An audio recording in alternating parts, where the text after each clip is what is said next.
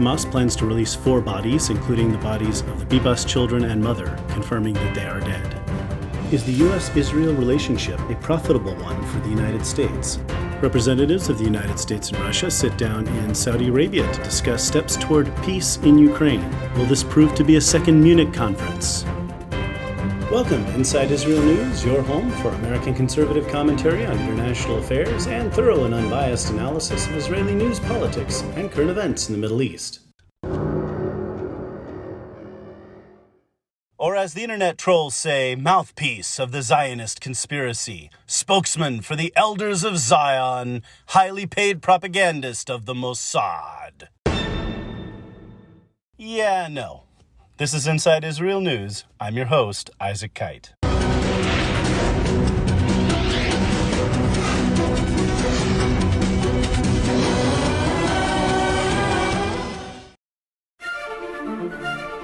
Welcome back, Insiders. Another exciting episode of Inside Israel News coming up today.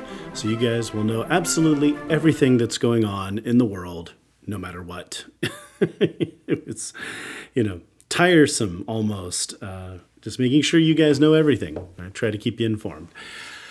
So, as always, your gregarious Vulcan, your shadow president, your prophet of things to come, your mad genius, and so many other things. I am back. Well, it's been quite a week. As with all things, the Donald Trump show, as a lot of people are calling it, Stephen Kotkin in recent podcasts have been referring to it as something akin to a WWE show, but it certainly is entertaining.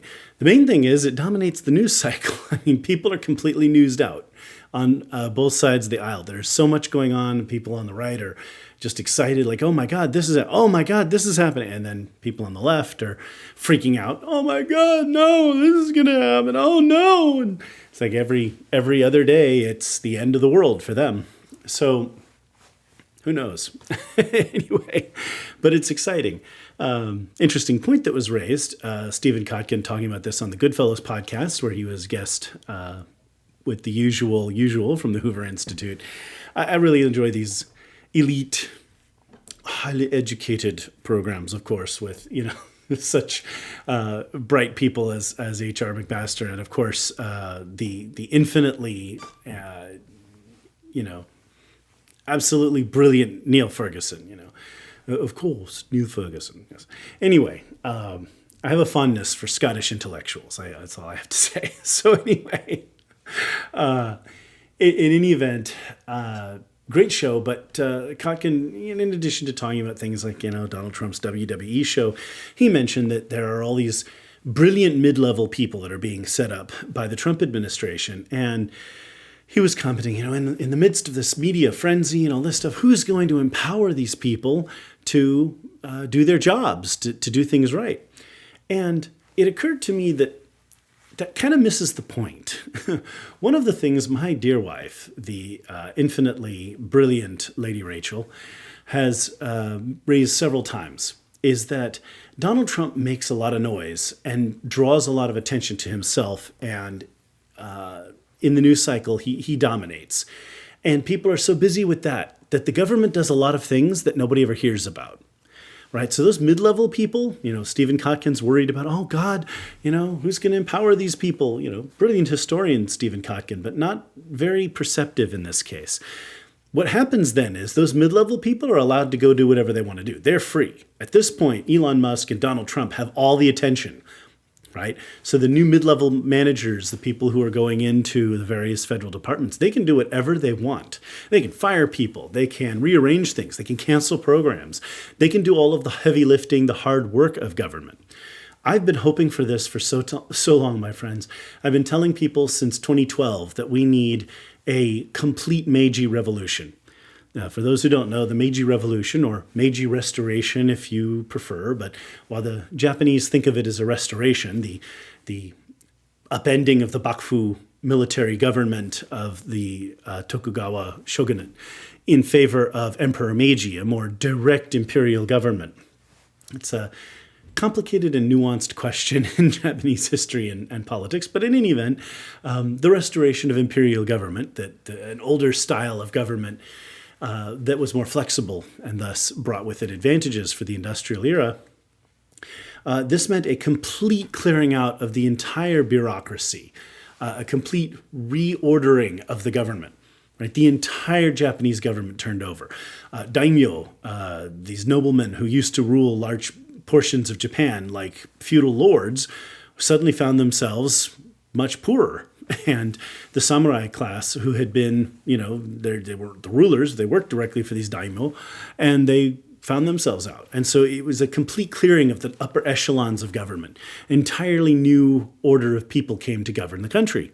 Right, and not just the regional coalition of Satsuna Choshu, but also a new generation, a new era was born with people who wanted modernity, and thus Japan went from a feudal society in the 1850s through the Meiji Revolution in the 1860s to girls in Japan having a free public education. That included literacy and basic math and all of that sort of thing by the end of the century. So Japan did all that in 30 years, whereas, Europe took, 5 centuries. So that's interesting. But my main point, of course, is a clearing out of the bureaucracy. Right now, we do have a few people in the federal government, like anywhere, who really want to do their job. Not many, okay, but there are a few. We've seen that, Elon's saying 6% of federal workers are actually going to work. So some part of that 6% actually want to do their jobs. And they actually enjoy what they do, they're competent at what they do, and they do it right. Now, again, not a big number, but those people there, they need to go up in the organization. Those people need to be promoted. Those people need to be doing what they do best. Everyone else needs to start showing up at the office and putting in a day's work, and they need to start doing that, doing the job right. Stop wasting money. Stop being ridiculously woke. Okay, so a lot of stuff has to change here, right? Anyway, so there's a lot of that. In any event, we have a complete change going on in the government, and that is beautiful. But I just had to note there, lots of people are talking about, well, who's going to empower the middle managers and that kind of thing. No, those people who are being put in by the Trump administration, who are just beneath the surface, who are not getting the media attention, they're doing the heavy lifting. They're going to get to work now and start doing the hard work. And this is going to take time. This is definitely going to take time. But we have, we're going to have a new head of the Social Security Administration. We have lots of things are going to change. And it's beautiful. Clearing out the U.S. attorneys, are clearing out the Justice Department. There's a lot of cleansing going on.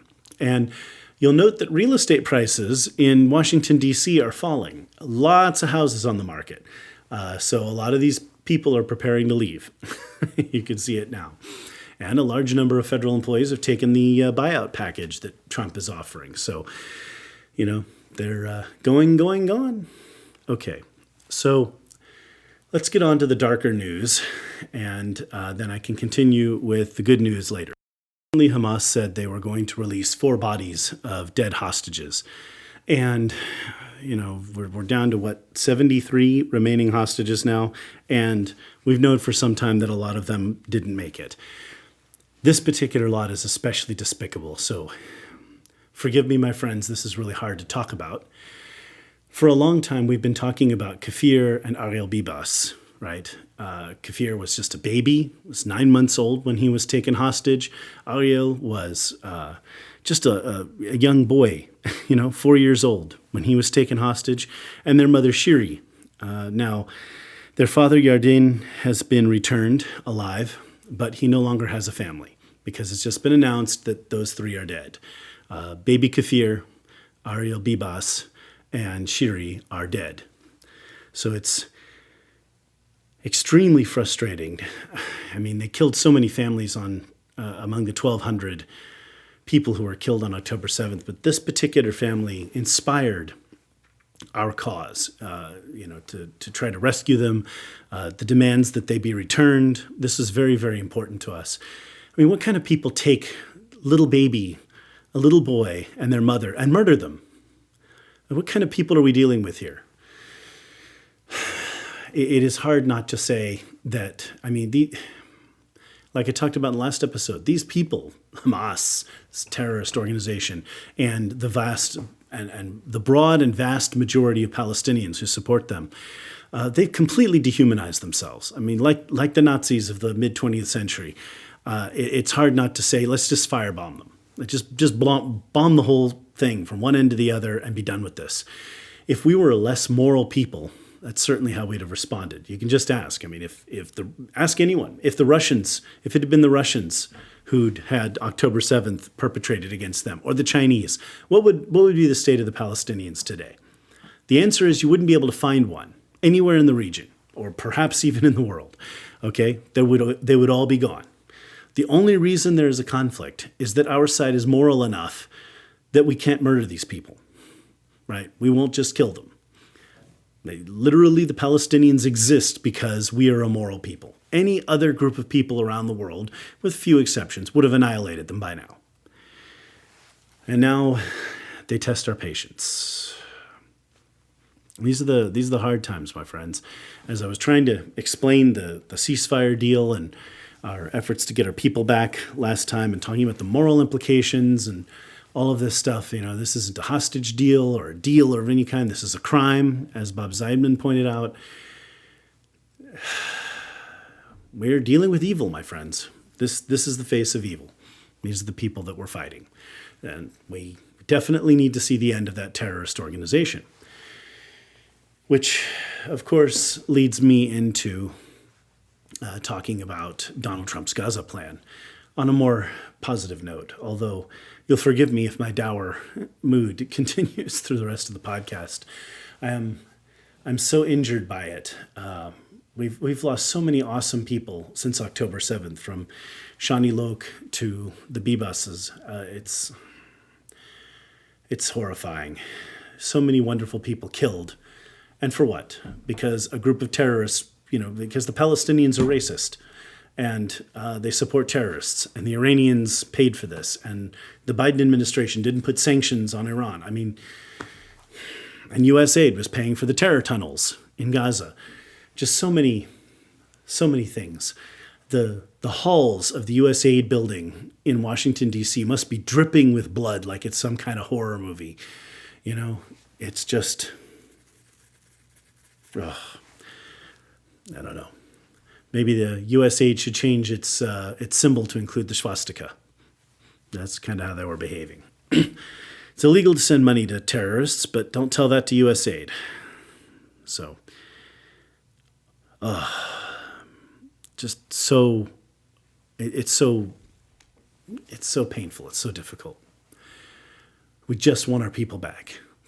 We celebrate life. That's why they knew that they could take people and trade them. We have to give up, terrorists and let terrorists go, criminals from prison, in an effort to get children and women back. Anyway, so Trump has continued to double down on his Gaza plan. He has not backtracked at all. Some of his officials have tried to walk it back a little bit, but he's all out. We're gonna voluntarily relocate many of the people in Gaza, rebuild it, do all this stuff. He's talking about sending large numbers of those people to Egypt, Jordan, maybe Saudi Arabia. Marco Rubio, Secretary of State, just had to sit down with the Saudis. So, there's been some discussion, right? As I said in the last episode, this does seem to be a strategy that Trump is employing here, that he will maintain the pretense that he will actually do this, and he may. It's difficult to say. If we start the process, though, that's definitely going to change people's minds and convince them that something needs to change. In any case, if Jordan and Egypt don't want to be saddled with hundreds of thousands of Palestinian refugees, who are, people who support terrorists and are criminals and, have just dehumanized themselves in significant part. Do you really want these people in your country? The Egyptians certainly don't, neither do the Jordanians. So there you are. Anyway, if they don't want these people, then they need to come up with an alternative, right? Do something. Go into Gaza, help clear out Hamas, help rebuild the place as something better than a terror camp. Right? That would be a great solution. But the Arabs aren't willing to do that. Well, then they're just going to have to take these people in. And they'll be doing something like that on their own streets. So there you go. But it is interesting the way Donald Trump puts these things out there and then just doesn't back down from them, right? He has no interest in giving up. So there you go. It's great how he does his strategies. The way in which he arranges things such that even if things don't work out the way he said, like he makes sure that there are no negative consequences. So anyway, it's interesting. Okay, so let me move on to the next topic. As I said, I'm changing from doing a section on the U.S., a section on Israel, and all that kind of thing, and just go to doing topics as they come. One of the things that came up, I was debating with someone a couple weeks back about the U.S.-Israel relationship, and you get into the usual thing of, America's fighting Israel's wars. I'm like, well, obviously the U.S. helped to defend Israel from Iran, who is also our enemy, but what are you talking about?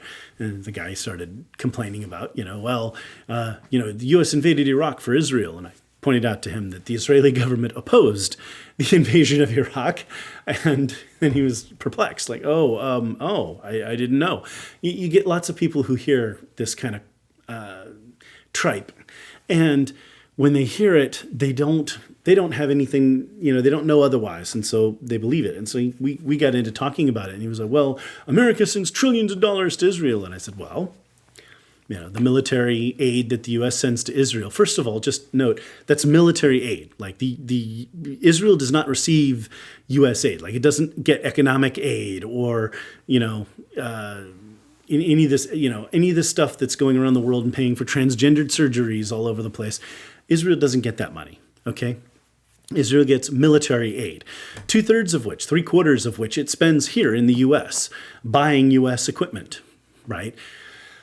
Arms, uniforms, armored vehicles, tanks, planes, right? So Israel buys stuff from the United States. So that's American jobs. And as I said before, the only difference between that and spending those $4 billion on the U.S. military is just that Israel ends up using the equipment, right? Otherwise, we make a tank here, the U.S. Army uses it, the National Guard uses it, or Israel uses it. It doesn't make a big difference. For that $4 billion, we get a lot, and I wanted to talk about that because, it's an interesting thing that, this came up, and so the guy was, talking about Israel being some kind of a drain, and I'm like, no, that's not the case. So let's go over a few interesting facts here. First of all, talking about this military aid, right? This $4 billion. Israel wants to wean off of that at some point. Israel has not asked for an increase quite some time. And that's in spite of all the conflicts that are going on. And I just told you about a couple episodes back about how Israel is developing a natural resources processing plant, to take raw materials, minerals and ores and that kind of thing, and turn them into useful products that can be used to make munitions. So, they'll be able to turn iron into steel, for example.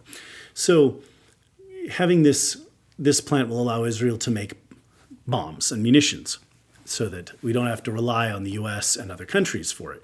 So Israel is looking to become more self-sufficient anyway, and that is a very good thing. So anyway, that's the cost.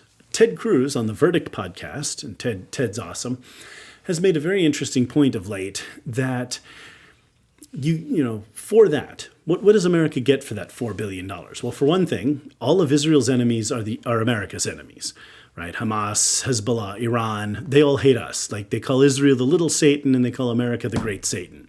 So, their enemies are our enemies, right? Little bit by little bit, our allies in the region, like the United Arab Emirates, Bahrain, Saudi Arabia, Egypt, Jordan, have one at a time normalized or made peace with Israel. Saudi Arabia is teetering on the brink. We'll see, right?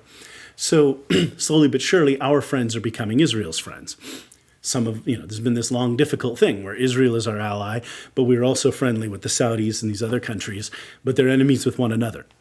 That creates complications for us. Now, increasingly, the Arabs are recognizing that Iran is the greater threat.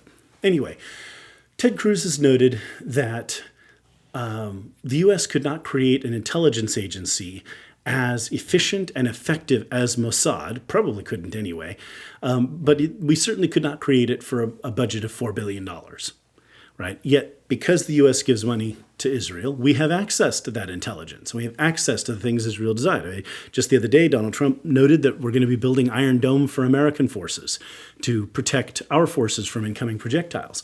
I've talked about that for some time, that Israel developed that project with the U.S., and the idea then is the U.S. has access to the same technology. We can build our own Iron Domes to protect our forces. And there are a few batteries that the U.S. possesses. So, we'll be building more. That's a good thing. So there you go. I mean, this is the point. All of the technology that Israel develops with the U.S., we have access to. Anyway, a few other things. So first of all, Israel engages in $50 billion of trade with the United States. So that's, like a sixth of Israel's economy is trade with the U.S., right? Now you just imagine for a second, $50 billion, right, in trade between the two. The taxes from that economic activity right there are more than $4 billion a year, right? So right there, it's profitable, right? The federal government earns more money in taxes from the economic activity with which, in which we engage the U.S. and Israel, right? We make more money in taxes from that economic activity than it costs us to provide Israel with military aid. That hasn't always been the case, but it is now, for sure. So what we have here is just talking about, so first of all, right, their enemies are our enemies. So we're, tying up the resources of a large number of America's enemies without having to send U.S. troops into action, number one. Number two, we're gaining access to intelligence and resources, information resources. Third, right? We develop technologies with Israel. Israel's very high tech. They develop a lot of new tech, a lot of stuff, and we have access to that, right? We can use that technology. And as I just said, fourth, we generate a lot of economic activity. There's a fifth point I want to make just before I close here. Israel, early in its development, had to develop a way to turn the desert into farmland. Very little arable land in Israel, and it was already in use. In the 1950s, they needed more farmland.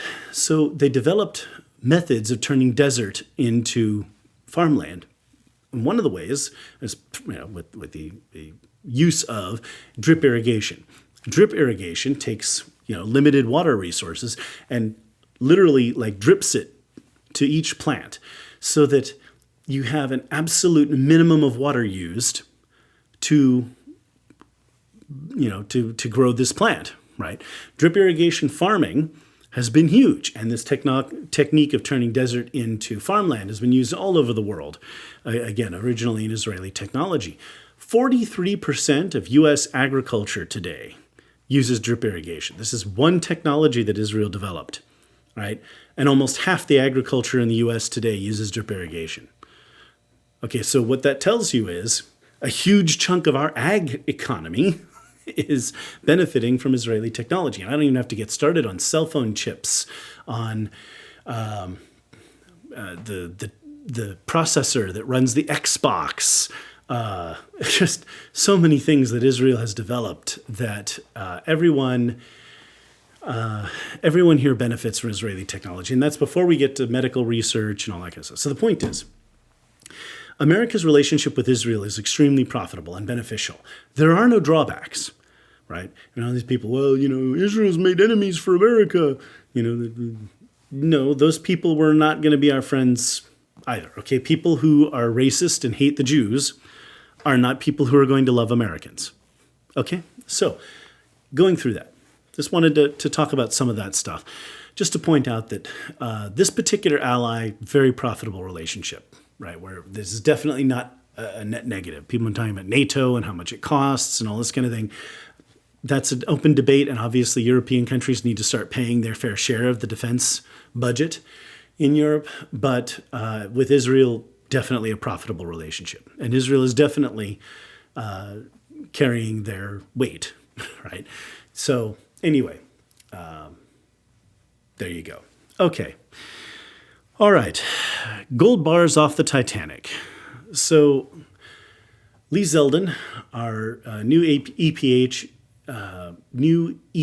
head, new head of the EPA, found out that some $20 billion of U.S. taxpayer money was shifted into a private bank to be disseminated to NGOs, wonderful NGOs, you know what the kind of stuff that's going to go to pay for, without federal oversight, and is now working to get that $20 billion back to the government.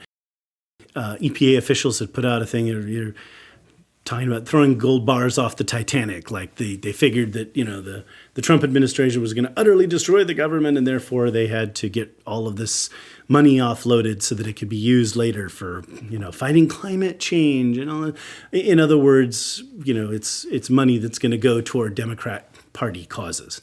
They're using a lot of public money to prop up their media outlets, the favorable media outlets. They were using public money to prop up activism, to encourage activism for the left in this country, and it's got to stop. But I just thought that was great that Lee Zeldin is out there getting that money back for us. And that's $20 billion. It's a lot of money, isn't it? And we get that money back into the government coffers, and with this administration, that money will definitely be better spent. Speaking of that, as we talk about that and the Doge thing, there's now talk. Elon and the Donald are talking about a Doge dividend, which would be, some kind of tax rebate for American taxpayers with all this money. Interesting idea. It would be interesting to see if we can bring that to fruition. I think that would have to go through Congress, but it would be an interesting thing to see. So there you go. We may be getting some of our tax dollars back from the government. All right. Next topic. So we're hearing all this nonsense with Elon Musk and all this democracy's under attack and Elon's just trying to line his pockets and, this kind of thing. And I have to laugh. So let's just dismiss all of that as ridiculous. However, just for a moment, discussing with one of my friends that's more independent, not with either side. And he and I, discussing this issue, Mario, you know who you are. We were talking about this democracy thing. And I was saying, reminding him that my assertion is that the fastest way for our republic to be undermined, for our system to be undone, would be for someone other than the president to be in power, right? For people other than our elected representatives to be running the government, like regulatory agencies that pass a whole bunch of laws that have nothing to do with the statutes, but they're, regulations, so they're not really laws, are they? And end up running everybody's lives, right? So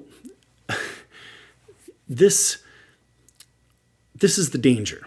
All right, now, Doge is actually combating this danger because we're getting rid of a lot of these independent government departments. We really need to get rid of all the commissions, the so-called, Federal Communication Commission, the Securities Exchange Commission. All these commissions need to go away. These are all started with the Roosevelt administration. And basically, these are lawmaking bodies. They sit there, they're appointed by the president, confirmed by the Senate, and then these commissions make law, right? That has to stop. Congress makes the law, and administrative agencies enforce the law, and that's got to be it, right? So we got to get rid of this nonsense. In any case, so speaking of the threat, right, that our democracy could be undermined, okay? So like I said, if it doesn't matter whom you elect as president, if the president isn't in charge, then our republic is in serious danger. The last administration, we saw that Joe Biden wasn't really in charge. And it started to look like it didn't matter who was going to be next, whether it would be Kamala Harris or Gavin Newsom or whoever was the titular head of this government. The government would just do its own thing. And it wouldn't matter, right? And thankfully, Donald Trump is in there trying to clean it up. But we were pretty close to that. We were in dangerous space there.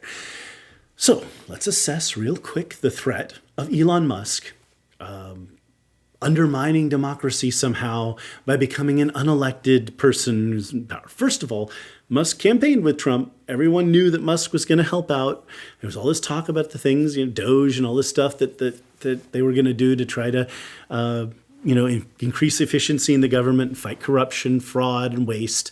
Okay, we knew that. We voted for that. Okay, so that's part of the democracy. But let's take a step back just a second and analyze who is Donald Trump. And I was telling my friend that while I'm aware of the danger, there's always a danger that someone could be running the show from behind the scenes who is not, an elected official. These unelected bureaucrats, for example, right? Or someone like an Elon Musk or whatever.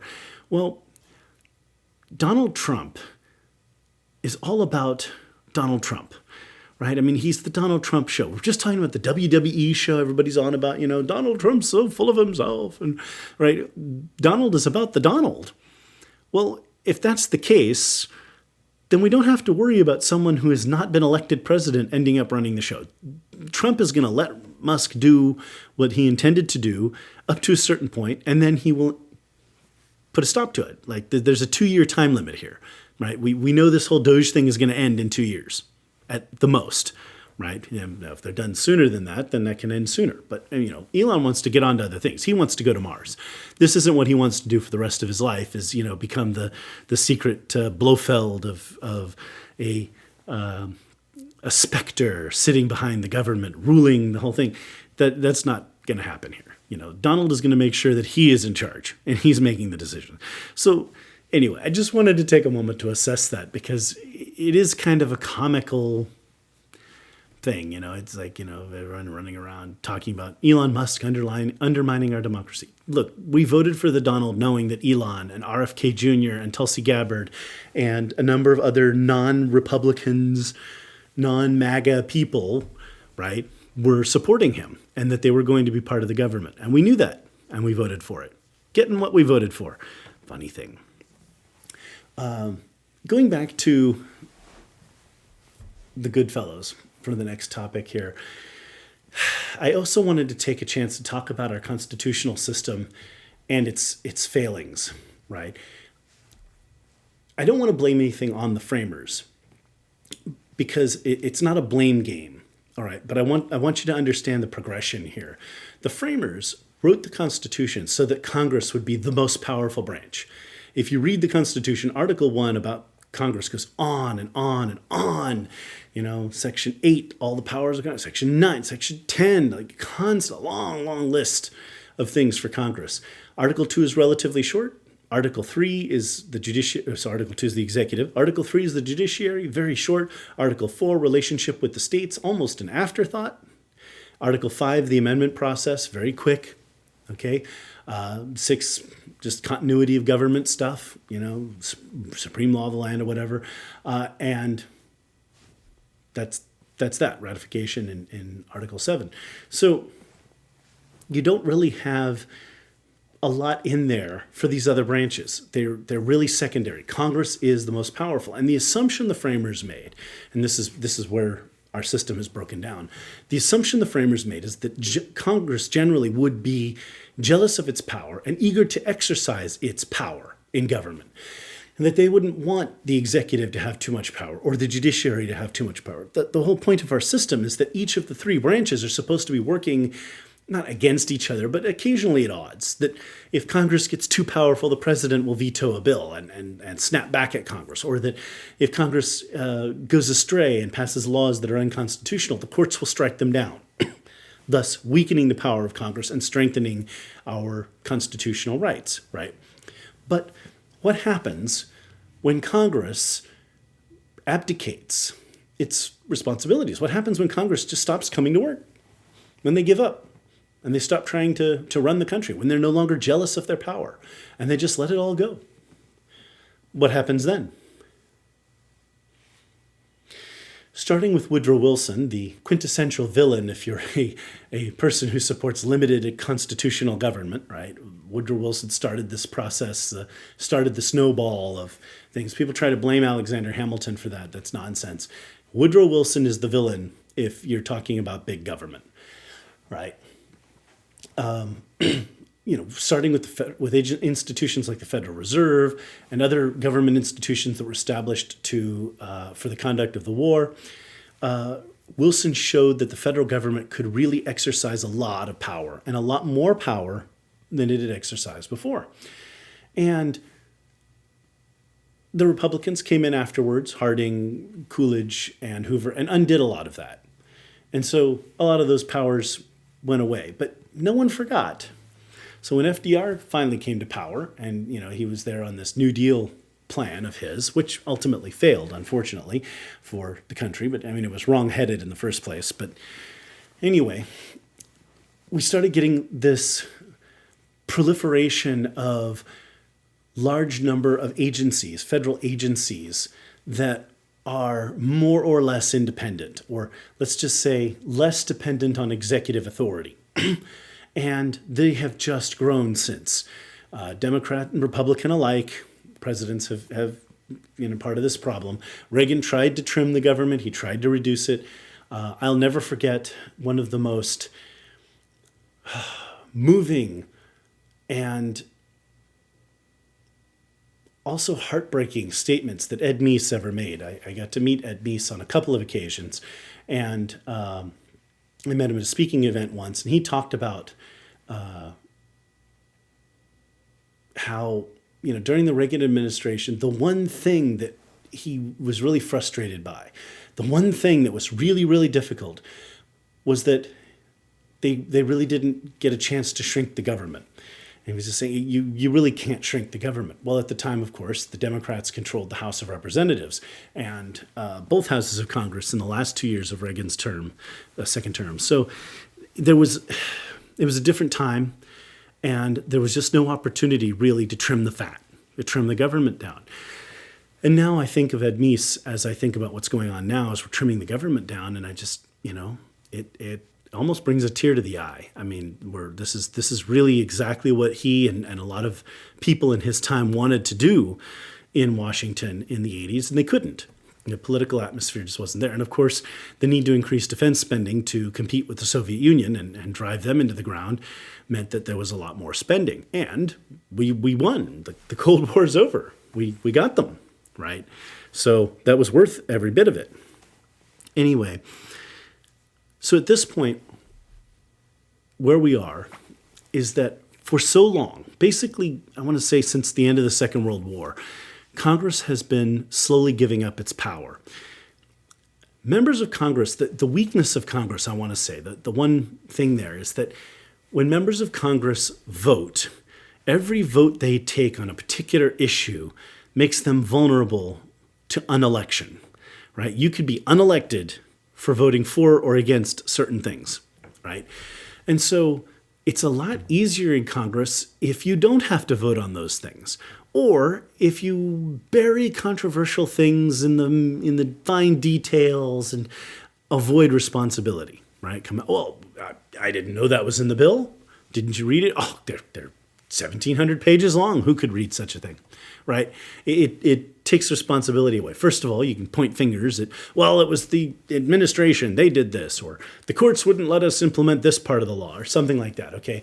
The point is, they just want excuses, so that there's every reason for you to re-elect Congressman Joe or Congressman Sue without them actually having to vote on anything controversial, okay? That's what they're looking for.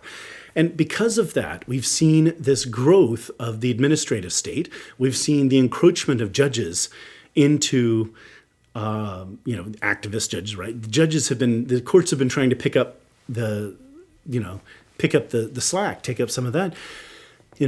I've heard many times when it comes to things like, patent law and this kind of stuff, that the Congress refuses to pass legislation on it. And thus, everything's in these court cases, and they're complicated and convoluted, and they can go this way this time and that way the next time. And, Microsoft sued somebody and this was resulted. And then, Oracle sued somebody else, and then this other thing resulted. And when you're talking about software patents, oh my God, this is complicated stuff. We need legislation on this stuff, and have for some time, and it just never happens. So Congress has failed.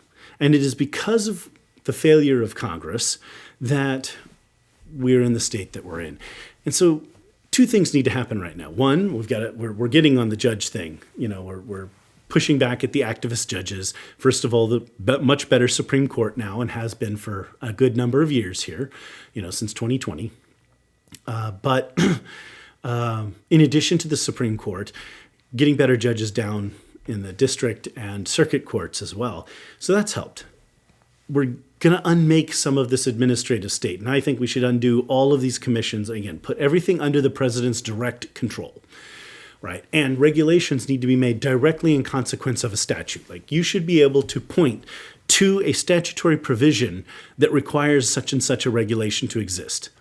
The statute says insider trading is illegal. Therefore, we have these 3 regulations that define, that help to prevent insider trading as defined by the statute, as opposed to the SEC just decides whatever is insider trading, prosecutes whom they please, and, Martha Stewart goes to jail, but Nancy Pelosi makes tens of millions, and there's chirping crickets, right?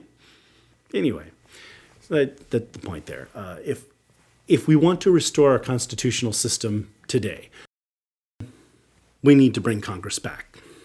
Congress needs to be what it is intended to be. Members of Congress, Congress needs to be investigating, pushing. They need to be passing the laws. They need to be in power and in charge. And we, the people, need to hold them accountable, including if they are not doing their job, right? Congress should write the budget. Congress should know how the money is spent. Congress should be jealously searching through all of the accounts, all of the spreadsheets, all the information, all of the reports, looking at these things and making sure the money was spent the way they said it should be spent, right? That should be Congress's responsibility. All right, we can take a break, come back, and cover some other topics here, and continue talking about all of the interesting things that are going on in the world today.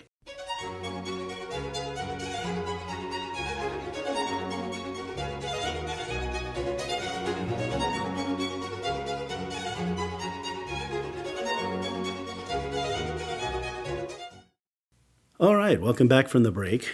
My next set of thoughts here. So, been hearing people talk about this Elon Musk, gesture, and I don't want to say much about it. It's so stupid. Like, you have an autistic guy who makes an awkward gesture. He pounds his heart twice and waves his arm, and they take a picture of it with the arm fully extended, and they. The media, the left, oh my God, Elon Musk is a Nazi. This really gets me. As a mildly autistic person myself, I don't think the way other people do. I have awkward movements. I'm clumsy. I have all kinds of issues that relate to, the autism that result from it. And it's frustrating to see people mocking someone about this, and then people talking about his lifestyle. It's like, okay, it's not surprising that an autistic person has difficulty forming lasting relationships. It's difficult when you struggle to think about others, people other than yourself. Like, you were very focused in your own mind, thinking about things all the time. People like myself, like Elon, we think about things, not people. I've trained myself to think about people more. I have maintained more than 20 years of happy marriage, but I'm not Elon Musk. Now, I'm not going to judge him. There's a right way to do things. I feel like the way I'm doing things is the right way to do things. And that's all I'm going to say. In any case, this thing about this gesture and all this nonsense, it's a lie. We know it's a lie. You and I, friends, it's so stupid. But I just wanted to take a moment to think about this idea of secret Nazis, right? So, in the minds of some people, especially our friends on the left, as they desperately try to cope with the fact that they've been utterly destroyed. Like, the Democrat Party now has a 2-to-1 negativity. Like, Americans are 2-to-1 negative opinions about the Democrats. So 2/3 of America has a negative opinion of the Democrat Party. 45% of Democrats want a more centrist party, right? I mean, we're seeing these surveys and these polls, and it just shows that the Democrats are out there. You have Carville out there now saying, he dedicated his whole life to this party and now is being run by these idiots and this kind of thing. James Carville was somebody that, used to frustrate me years ago because he would say things that were mostly right, twisted a certain way, but, that seemed to benefit the Democrat Party. And now, the Democrat Party is run by people who think that Kamala Harris would be the best candidate for 2028. Anyway, but the problem we have today in our society and in our government is not that there are people who are Senator Palpatine by day and Darth Sidious by night, who are secretly plotting the end of democracy, at one moment, and then, at the other moment, I love democracy, and I assure you, and these powers will be returned at the end of the present crisis. This kind of nonsense. Okay, that's not what's going on here. All right, Donald Trump has no filter. Like, the man literally cannot control what he says. He does within certain boundaries. The point is, the left's image of him is this idiot buffoon, right? So if he is a buffoon, then he is not a secret Nazi. Okay, he says what he thinks. All right. Elon Musk and people, he was from South Africa and the South Africans were supporters of the Nazis, this kind of thing. Unfortunately, there were people in South Africa who were somewhat sympathetic to the Germans for a time. And then when the war began, they realized that those sympathies were wrong, like everybody else did. Apartheid was a horrible thing, absolutely inexcusable. I think it's a fair thing to say that the world was not going to tolerate that, and we put an end to it, ultimately. Unfortunately, the result of that has been that, South Africa is now careening toward becoming a military dictatorship and becoming, communist. They're driving white farmers off their land, and so now people are, there's not going to be food and people are going to be starving to death because it's not that black people can't farm. It's that the people that are going to end up controlling these farms or whatever are not going to be as competent as the people who were farming them, right? You don't take people who are not farmers and make them farmers, right? You have to know how to farm. So you're going to bring these people who don't know how to farm out, and they're going to take over just because of their skin color, and they're going to take over anyway. So the idea that Elon Musk is a secret Nazi. Okay, so I just want to explore that for just a second here. If he was actually a secret Nazi, what would he be planning right now? What would he be doing? Well, he's not doing anything against the Jews, certainly not while Donald Trump is president, because Donald Trump is very pro-Jewish. He's not doing anything to change the racial status in the country, and, it's all this kind of stuff. All right. I'm sitting here perplexed at where this kind of nonsense comes from. We know, anyone who disagrees with the left is a Nazi. It has to be that way. They have to straw man. They have to attack us for being something that we are not, because if they're honest, then it's pretty obvious that they're the problem, and wokeness doesn't like to be the problem. So anyway, so we have that. The problem in our society is not secret Nazis. Okay, my friends? It's not the secret people. It's people who are standing on college campuses shouting from the river to the sea, another Holocaust there will be. I mean, they're saying, Palestine will be free. But what they mean is that they want to kill Jews, right? We had this situation where we had government agencies colluding with the media to silence news stories during the 2020 election that were negative about Biden and his son, right? We had the government paying media outlets to put out pro-government propaganda. We had deliberate efforts to silence free speech in this country. All right, we have people who are saying they don't believe in democracy, that it's not okay for the American people to elect Donald Trump. All right, we have all these people on the woke left out there shouting at the top of their lungs that they're fascists or communists, whatever, that they believe in tyranny. Secret Nazis is not our problem. And when it comes to the woke right, I mean, Tucker Carlson's out there spreading anti-Semitic propaganda, and he's out there supporting Russian fascism. I mean, it's overt. It's not hidden. Like these people, the dangerous people in our society are saying who they are. Okay. And The problem we're having in our society today is that that's becoming normalized. That crazy ideas like supporting Russian fascism on the woke right, or suppressing democracy on the woke left. These are the dangers to our society, and that's why I'm trying to stand here in the middle to be a voice of reason and rationality. Well, I guess I'm in the middle of the right, but anyway, I'm a little farther right than the center, aren't I? But the point is, I try to be a voice of reason and call out wokeness, left and right. That is the problem, my friends, okay? People spreading Nazi propaganda 80 years later, like this Derek Cooper was on Tucker Carlson's show. And on the other side, wokies, out there, wanting to end, to destroy our system, to force everyone to do things their way, all right? They're no secret, it's not a secret, okay? So we don't need to worry about secret Nazis and gestures and this kind of thing. That's not the problem. The problem is wokeness, right and left. And right-wing wokeness is just as dangerous. And I'm calling it out right here, just as much. Okay? Fair is fair. Anyway, okay. Let's move on. All right. Really interesting thing came up recently and got kind of glazed over by the media. So I want to bring it back up. This is one of those ICM things, like, in case you missed it. The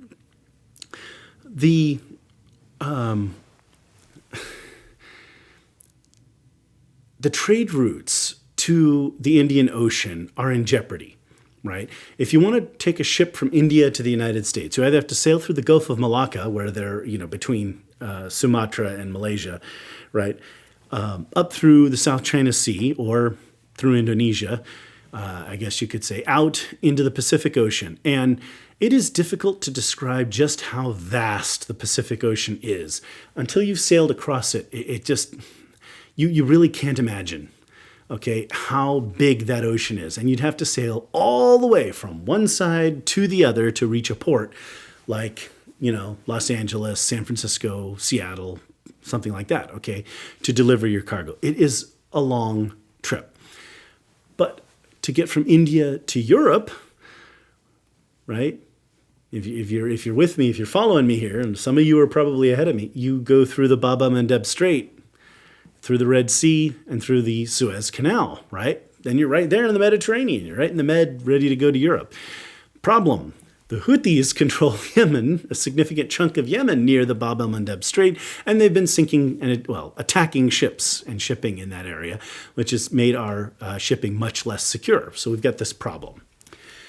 They've created a bottleneck in shipping. Now, ships then have to sail all the way around Africa, which is a long trip, to get to Europe. And if they're going into the Mediterranean, like to Greece or Italy, it's an even longer trip, right, through the Mediterranean than it would have been going the much shorter distance up through the Suez Canal. That's why the Suez Canal was built in the first place.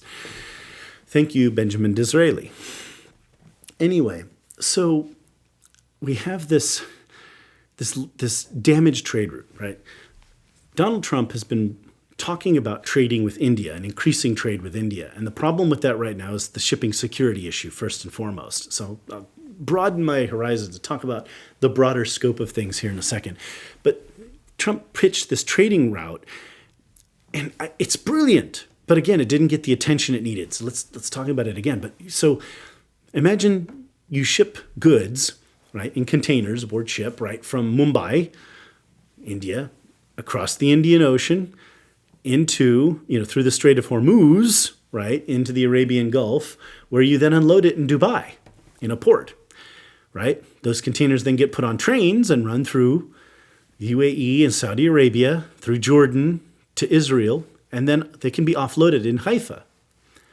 Wow, what do we have here? We're nowhere near the Houthis.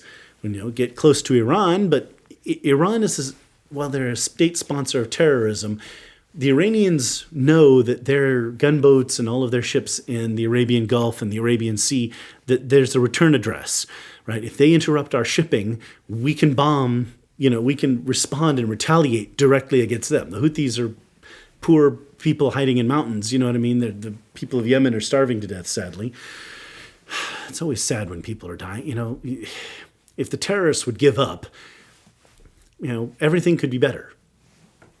Yemen could certainly be put right and, be able to feed its people again. But no, they don't want to do that. They want to fight. So anyway, but this trade route is huge for Israel. I've long been one of those people who says that Israel should have a merchant marine fleet, right? They should have civilian ships that they operate. No civilian ships are, flagged in Israel. We call it flag. Most are flagged out of Panama. There are several countries, including Panama, that make it really cheap to register your ship there.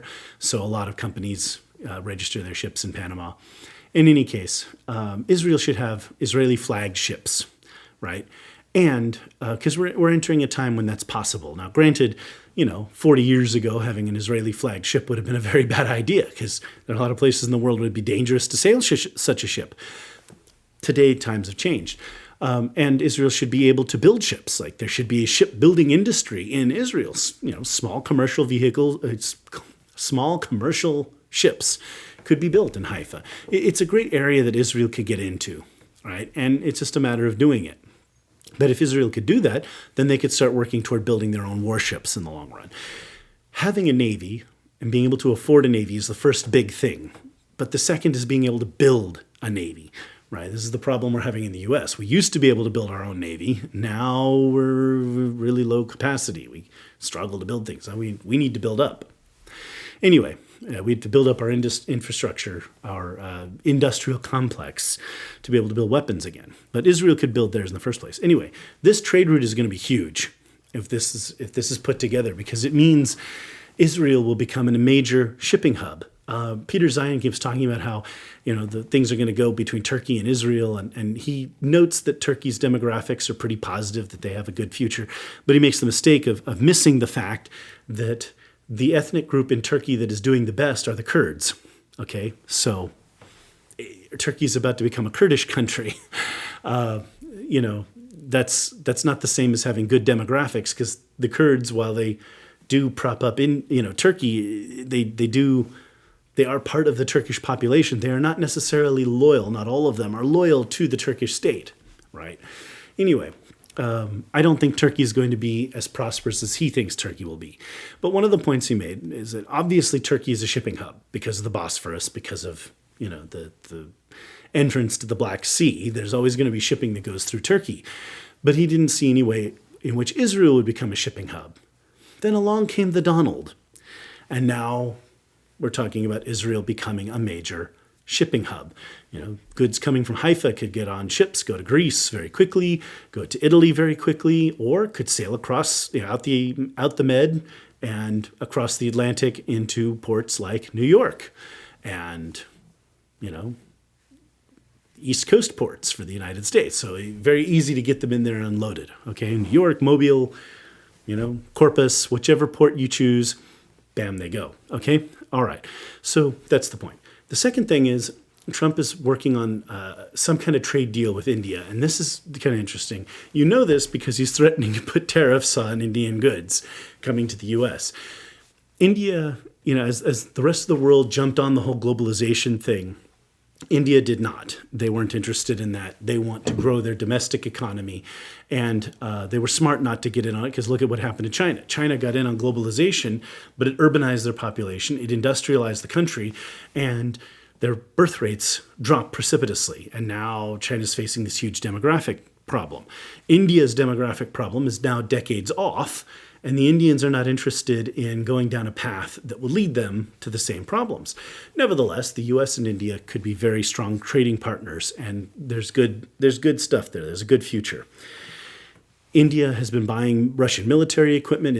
India has been friendly to Russia for a long time, basically since Nehru was the first prime minister. He was friendly with the Soviet Union, but they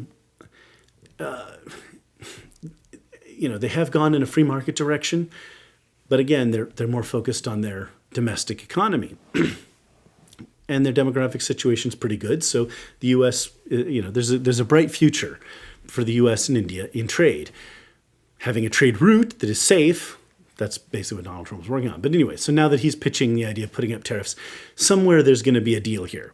Obviously, the Indians don't want a lot of tariffs on their goods that come to the U.S., and that may lead to more open markets betwixt the two, right, where they would lower some of their trade barriers and allow more trade with the United States. Very good thing. There's also talk of India maybe buying the F-35 fighter. That's very huge because it means that India is going to move out of Russia's sphere and become a U.S. ally. In terms of containing China, right, we have Japan, South Korea, Taiwan, the Philippines, we have Vietnam and Malaysia, Singapore, Indonesia. All those countries are opposed to China because of China's expansionist aims in the South China Sea. But India and China also don't like each other. They've had several wars with one another. In Russia, China's invaded India several times in the 20th century. So the Indians are, they built up a nuclear deterrent. And if they get the F-35, just a few of them, like 100 F-35s, that would be huge because the Russian equipment they've bought won't work very well. The Chinese weapons are a little better probably than the Russians, possibly. The Chinese military is untried. They haven't fought anywhere, so it's difficult to say. But suffice it to say, they're not as good as ours. And so while the Chinese have this massive air force, just the right number of stealth F-35 fighters would give India a huge edge in any conflict with China. So that's big. All right. Don't let that just disappear. All right. In the last episode, I talked about the national debt briefly and the debt plan. Discussed it with a couple of people this week, and just a couple of quick points about that. Go check out last week's episode to find out. I made a point about, Britain paying its national debt down during the 19th century, that the U.S. could basically have our national debt in 30 years just by making a 100-year payment on it. Basically, we balance the budget, we run surpluses up to a 100-year payment, and we make the 100-year principal and interest payment, about $1.1 trillion, according to my calculations, and $1.086 trillion, according to Grok. So, who's smarter than an AI? The AI guessed, about what I guessed, right? So, we think alike. Maybe AI is like the autistic brain, I guess. Anyway, so that was my point. But, talking about, I just want to emphasize that growing financial crisis is a big problem, and we cannot just let that go. We have to balance the budget. We have to run surpluses. We have to start paying down the national debt. That will lower the interest rates on the debt and reduce the risk. And like I said, between inflation and whatever payments we make, the national debt will decrease as a percentage of the economy and will decrease as a problem in our lives. And that way, if my children or my grandchildren come to a situation where they need to be able to fight a war, or they have a major infrastructure change they want to make, or there's a major natural disaster or something, they'll have credit that they can use the federal government to leverage the money to do what they want to do or need to do. And that's important. If we spend it all now and bankrupt the country, then that's it. The American experiment is over, right? But just imagine if we come to a situation like Germany was in 1914, where, we need to fight a war. Well, they didn't need to, but follow my thought. Let's just say we find ourselves in a situation where our enemies are at the gates. We need to fight a war, but we can't afford it. That would be a horrible thing. All right, last topic for today, Russia-Ukraine. I've saved the worst for last today, my friends. I've told you I will continue to be your shadow president. I will continue to offer opposition. In Europe, the shadow cabinet, or the cabinet of the opposition. Basically, like you have a shadow defense minister or a shadow finance minister who goes around saying how they would be doing things differently than the government in office at the time. So the government proposes major spending cuts. The shadow minister says, well, if I were the finance minister, I would be cutting these things, not those things. Or I wouldn't be making cuts. I'd be increasing pensions for people, or whatever your opposition is. The point is, you'd be telling the voters, if you vote for us, this is how we would be different, right? So as your shadow president, I will offer opposition where it needs to be offered. I agree with the Trump administration on 95% of things that it's doing. There's one area where I'm really disappointed in the administration, and that is the issue of Ukraine. And I'm just hoping it turns out better, because Trump is a pretty good strategist. But this last press conference that he gave on Ukraine was so full of factually incorrect statements that it's terrifying. And he's made a lot of factually incorrect statements about Russia before. Like he was talking about Israel. He said, well, I've heard, Russia wins all the wars. No, they don't. Russia never wins a war. The only major war they won because we sent them, we, the United States, sent them money, equipment, food, and that kind of thing.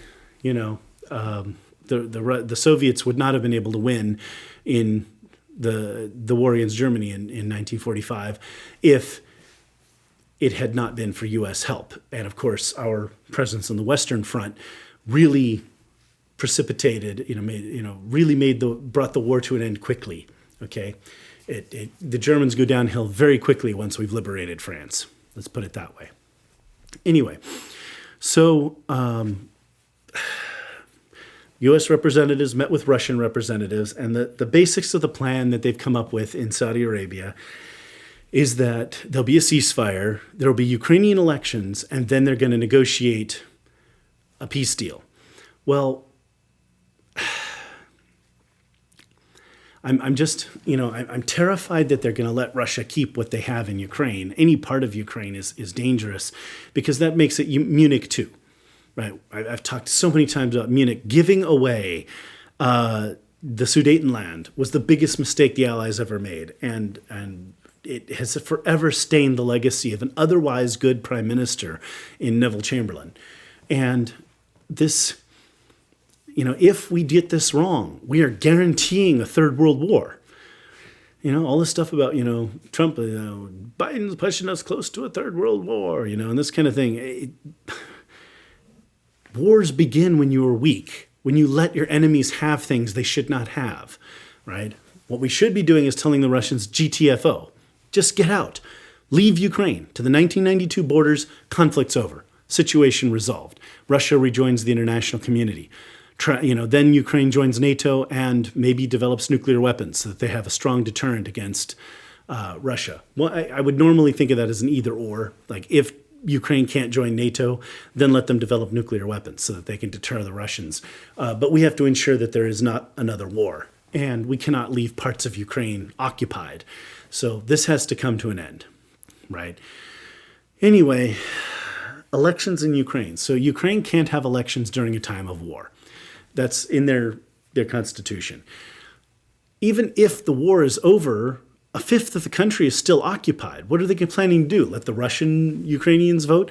I mean, Vladimir Putin is just going to send 2 million, 5 million, 10 million Russians to those parts of Ukraine to vote. I mean, that's ridiculous. How can you hold an election?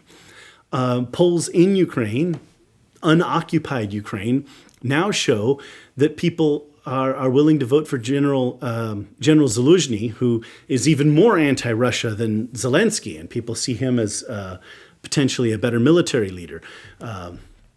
So Ukrainians are no less anti-Russia than they were. I just don't see what an election in Ukraine does. What it does is it offers Vladimir Putin every opportunity for mischief. And he's just going to talk about denazification of the Ukrainian government.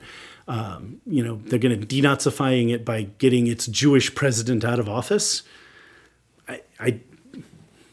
Wow. That's just special, my friends. The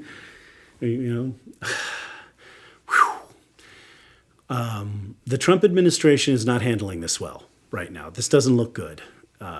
This is really disappointing, because this is going to hurt our national interests in the future. And I'm so terrified. I have, 3 boys who are headed toward adulthood, and several of them want to serve in the military.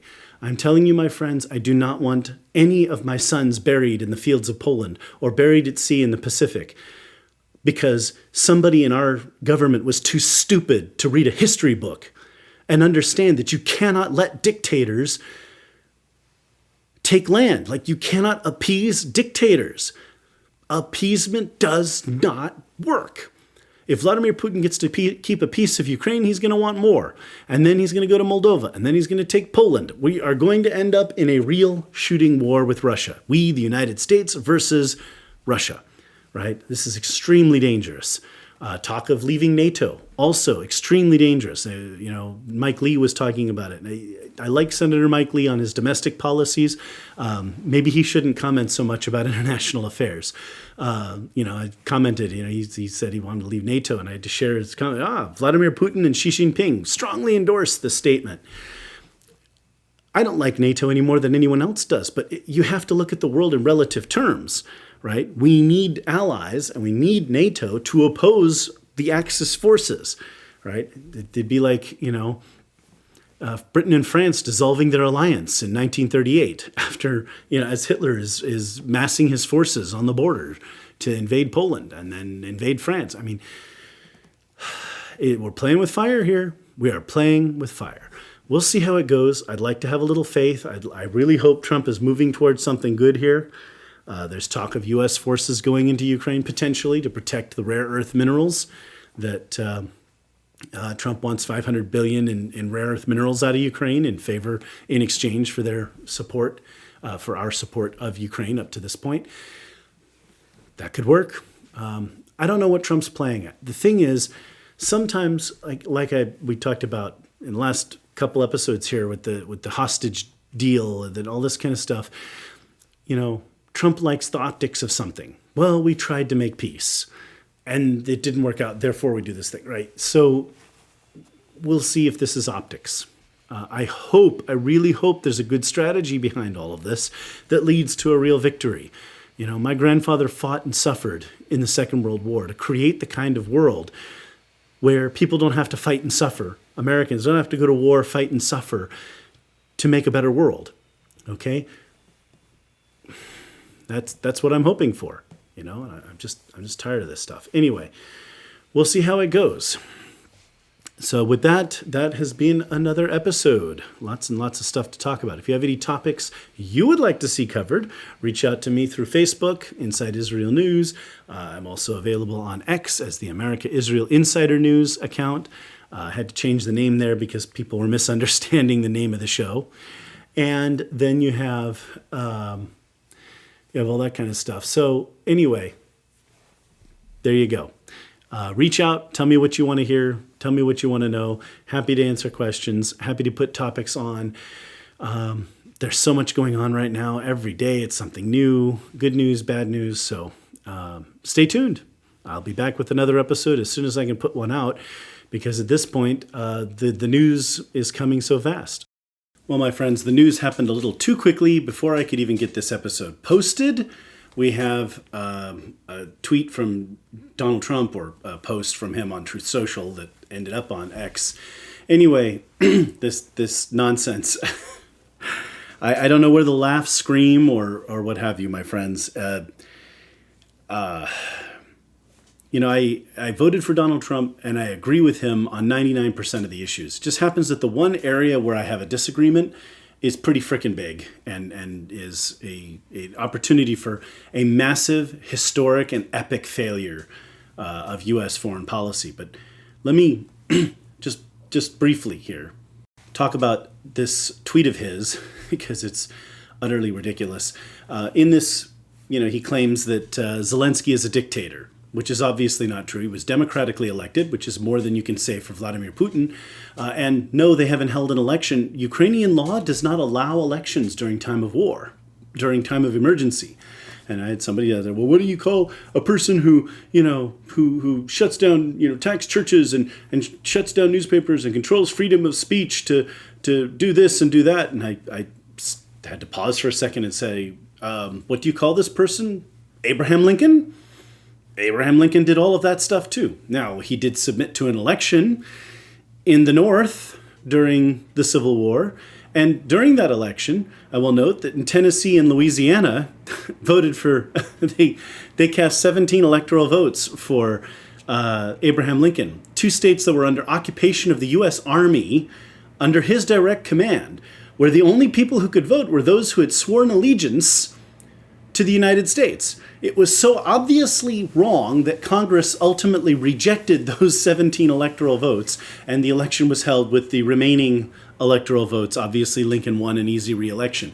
The point is, it's a little bit more complicated than just Zelensky's a dictator. Britain held an election, a general election in 1935, and Stanley Baldwin won as prime minister and formed a government. And things were kind of okay for a couple of years. They had certain problems. Baldwin gave way to Neville Chamberlain. Chamberlain had his policy of appeasement at Munich, where he let Hitler have the Sudetenland, and Hitler ultimately took Czechoslovakia and then invaded Poland because Hitler just kept on winning and nobody would stop him. Funny thing about appeasing dictators, huh? And ultimately, that led to war. That war went very badly in 1939, and so if you've watched, The Darkest Hour, one of my favorite movies, Winston Churchill, a dramatization of what really happened, Winston Churchill became prime minister. Britain did not hold elections until 1945, after Germany had been defeated.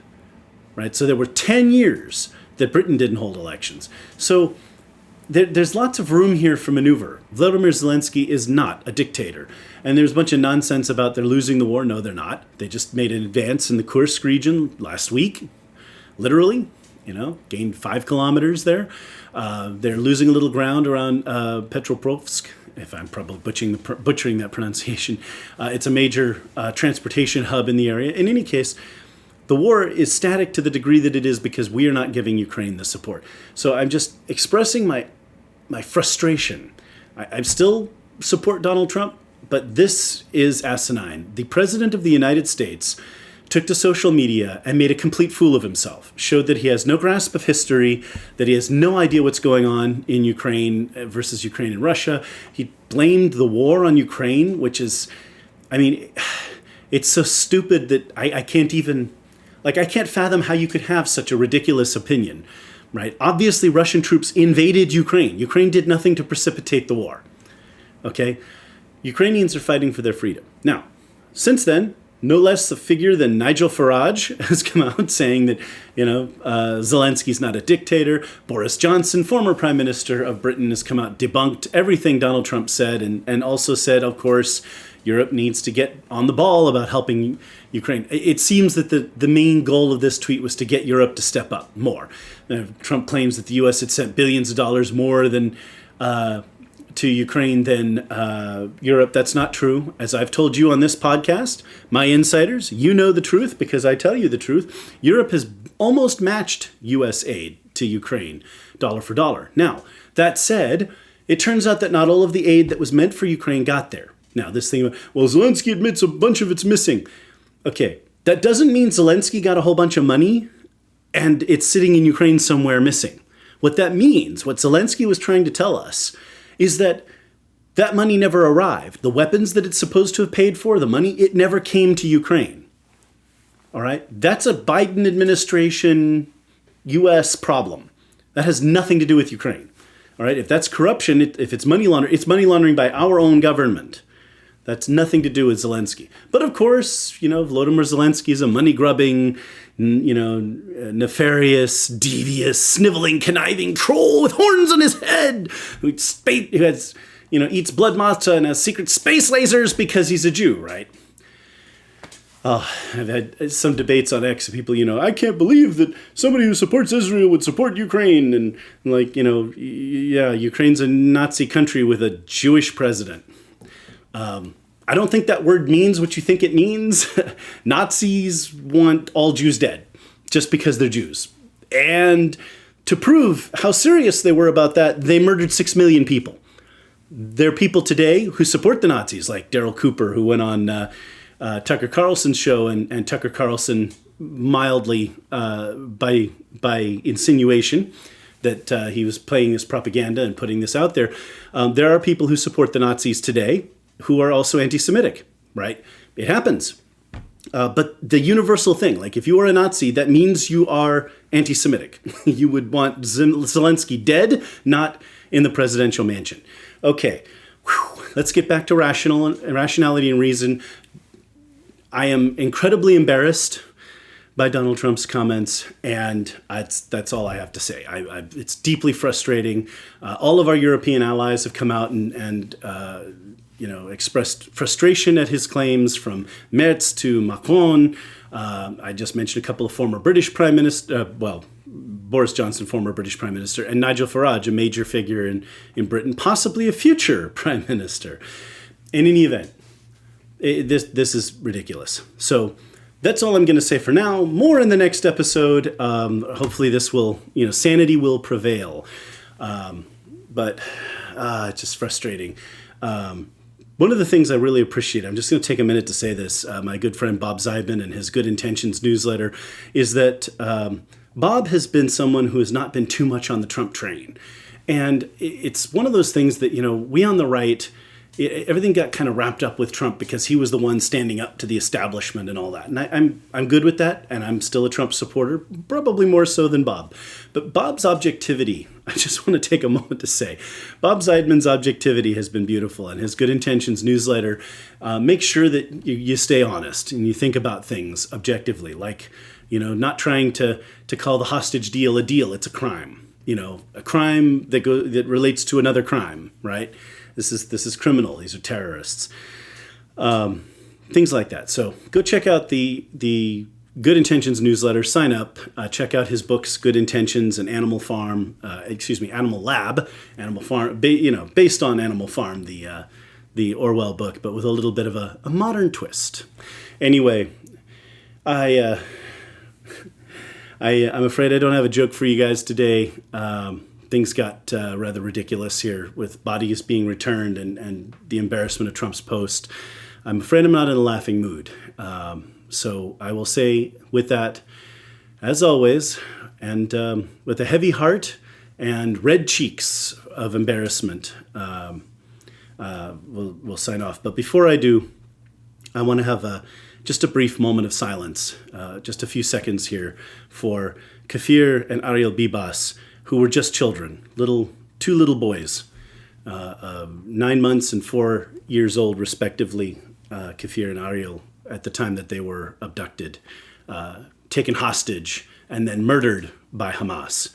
So I will begin that, and then I will sign off afterwards.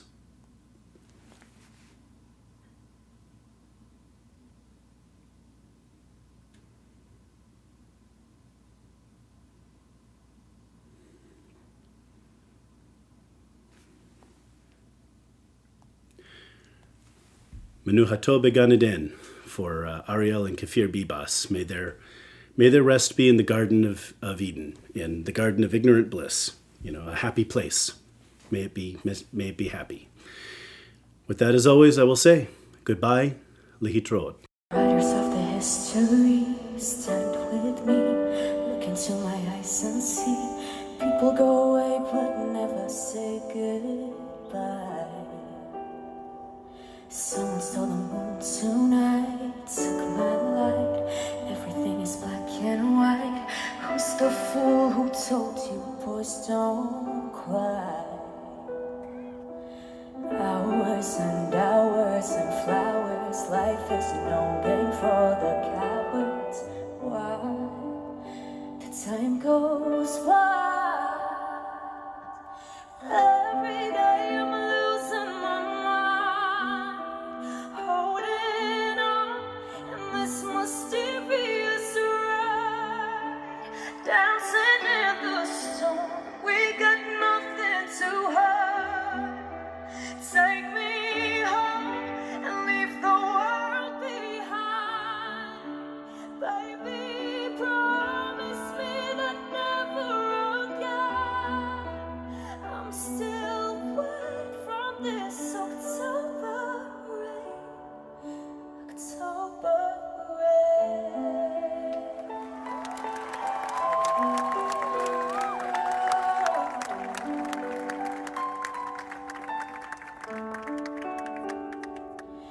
Living in a fantasy, ecstasy, everything is meant to be. We shall pass, but love will never die. Hours and hours and flowers. Life is no game for the cowards. Why? The time goes wild. Every day I'm losing my mind, holding on in this mysterious ride, dancing in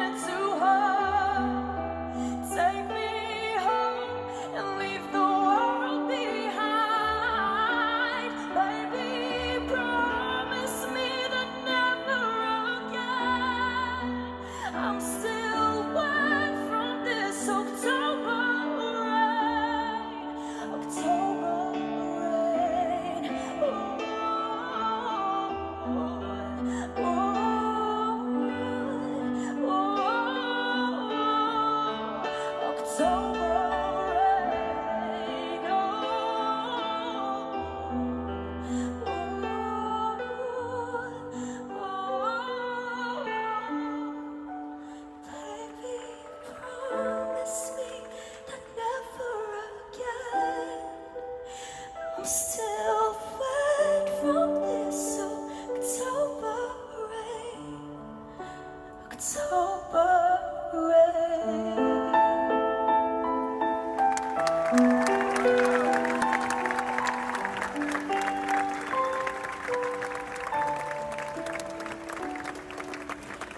Ich habe viel schon